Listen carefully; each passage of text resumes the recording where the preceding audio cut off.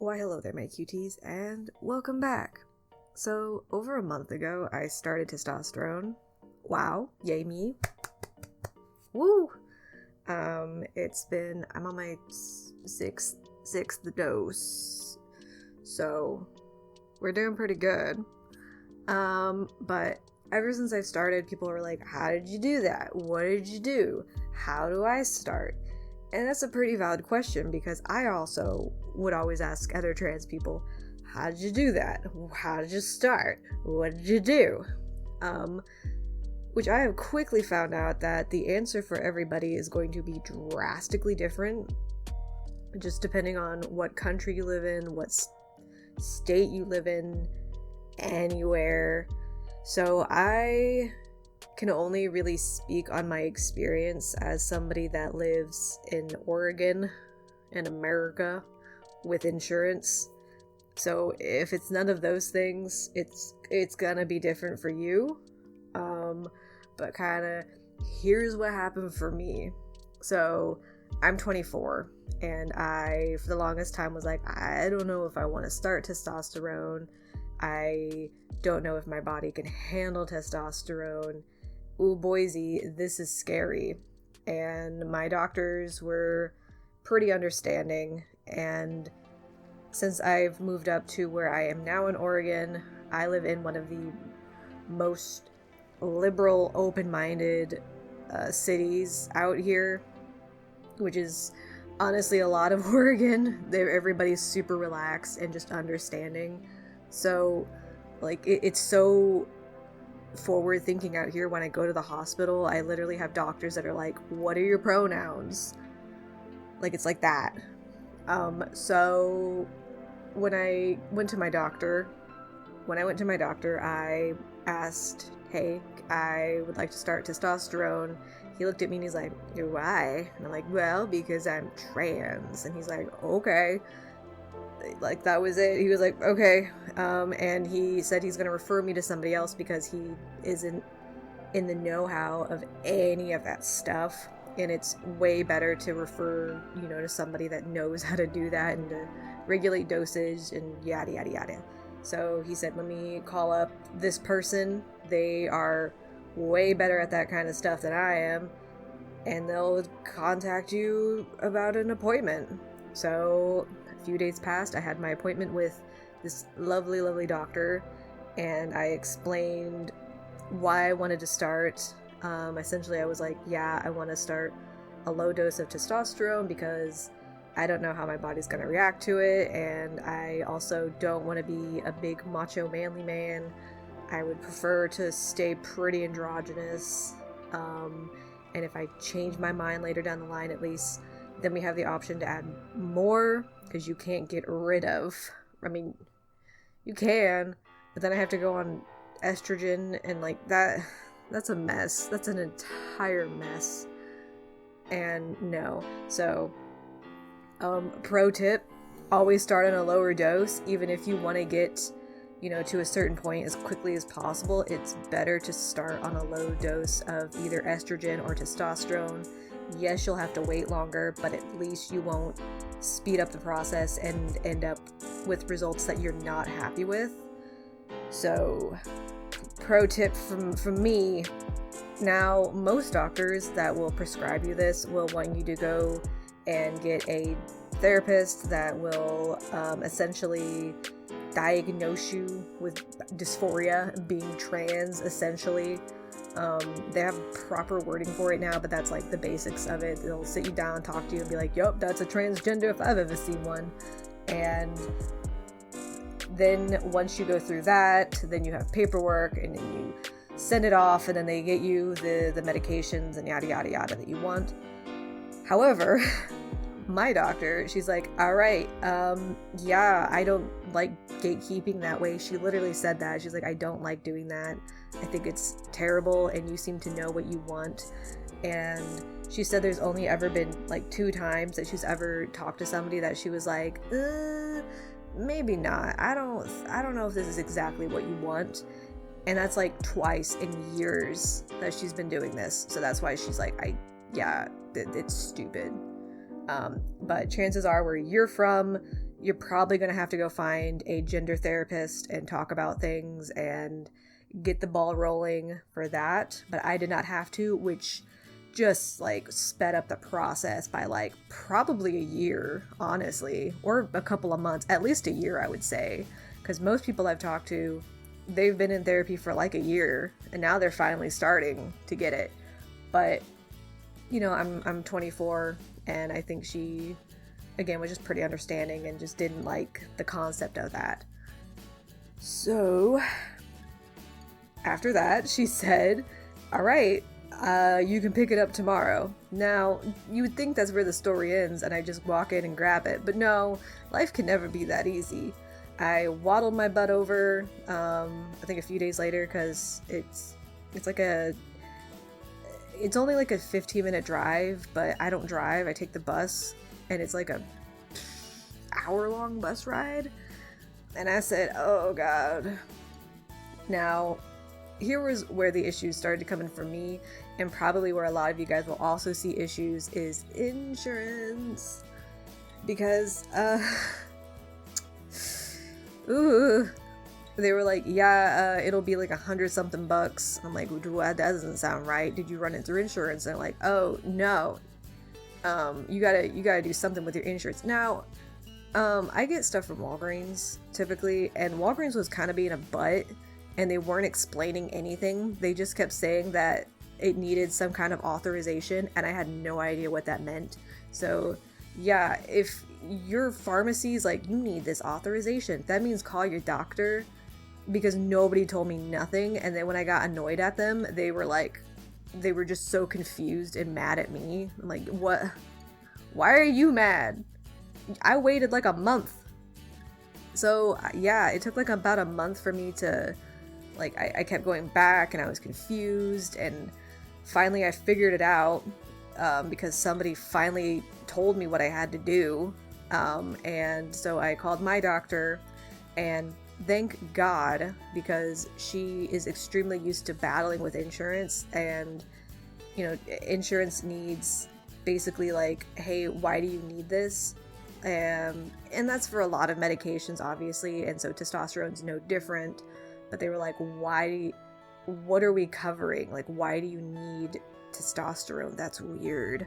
So she gave them all the information that they needed and like all the paperwork and yada yada yada, and they were like, oh, okay, makes sense to us. My insurance covered, I think, about half.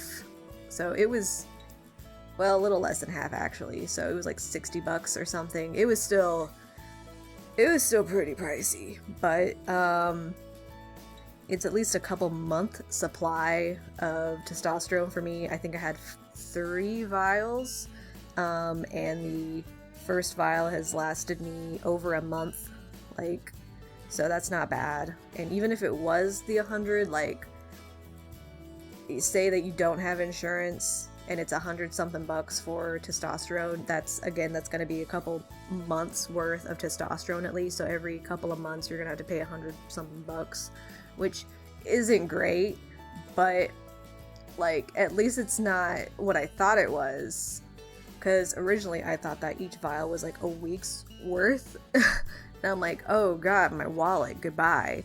But no, and obviously depending on how much testosterone you're taking, they're going to last you a different amount of time. Since I'm on a lower dose, it's lasting me a while, so yay me.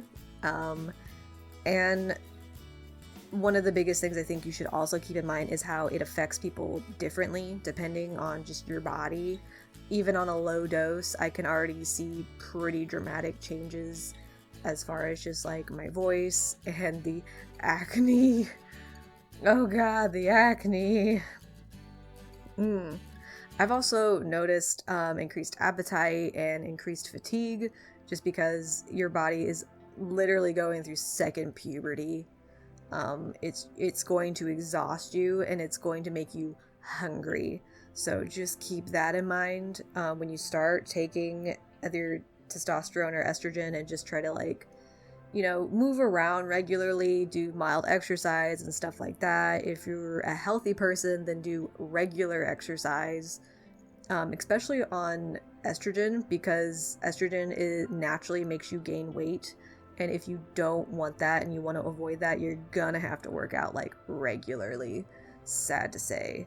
Something else for me is that my voice has been damaged after a year, well, a couple years, but especially like last year, it got really messed up just because I was extremely sick, and it was damaged from just the acid constantly hitting it from being sick. So if you're about to take testosterone and you're like, man, I can't wait to get a low raspy voice, yeah, this probably isn't going to be the case for you. Keep that in mind. Also, fun fact, because my voice is changing, and this will probably happen to you if you take tea, your throat's gonna hurt. It's gonna hurt. Not a lot. It's just kind of like, ow, like just drink some like hot tea and keep some like warm drinks on hand for whenever your voice is like a bit sore. It just kind of feels like you've talked a lot, or you might be like getting kind of a light cold is the easiest way I can explain it. Another really great thing about living out here in Oregon is that I'm going to be getting a hysterectomy here soon-ish, and that was also extremely easy for me to just waddle in and be like, hello, doctor, I would like to have my uterus removed. And he said, why? And I said, I'm trans and I have endometriosis and I just want this out of my body. And he said, okay, call your insurance and see what they'll cover and then call us back. Like, that was literally it. He's like, yeah, you're gonna have to do a few things before surgery, and I would rather do this version of it just because it's the least painful and it leaves the least amount of scarring. It was, I literally just, I was expecting to walk in and like fight on this, because most doctors where I've mentioned this, they were like, no, but what about the babies? What about this? Let's try this first and let's do this first. And he's like, no, let's just get it out. Like, you want it out. I'm like, yeah, I've wanted this bad boy out for years.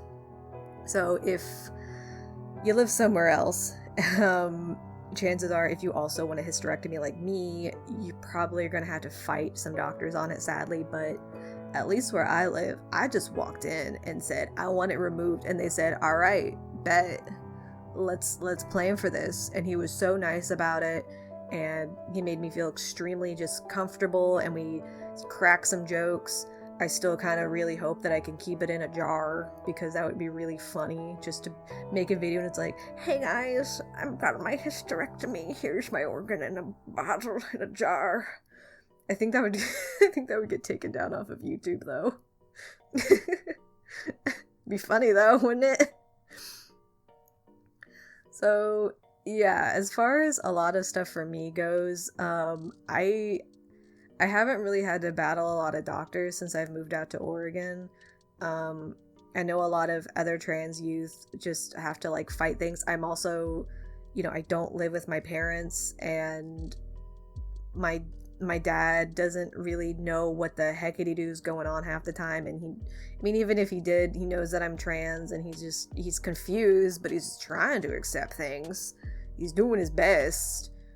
So if you're watching this and you're a teenager and you're like, Pax, how do I get my parents to agree to get me on HRT? I don't know. I don't have an answer. I'm sorry. I only started it at 24 years old when I moved half a country away from my parents. And I'm literally in one of the most progressive cities in America. Like, I don't know. I wish I could say like, oh, just do this and this. But again, everybody's situation is drastically different. And for me, everything was a lot easier because of this and where I live and yada, yada, yada. It's the end of the video. You know what that means? It's time to thank my patrons. Hello. I would love to give a big thank you to Red Raven, Nightmares, Rosemary, Dawn, The Wanderer Raven, and Stroncules. Thank you guys so much for supporting me. Holy crap. And for my $30 patrons, we have Lee and Edmund. Hello, hi, how are you? You guys are absolutely stunning. Thank you so much. And for the $100 tier, oh my goodness gracious. Hi, we have Noah. Hello, oh my goodness gracious. You guys are absolutely amazing. Thank you so much. You literally help me out every month, and I am hoping that I give you enough on my Patreon to validate you giving me money every month, because really, y'all really just help me exist. If you are interested, there's my Patreon where I publish my comic, and it's currently all of chapter 2 is completely out on there, as well as other artwork, early access to videos, and your name said at the end of videos. So if you want to join, you can. If not, that's completely fine. Thank you guys so much for watching. I hope you guys are having an amazing day, morning, afternoon, wherever you are around the world. And hey, drink some water. I'll see you next time. Bye!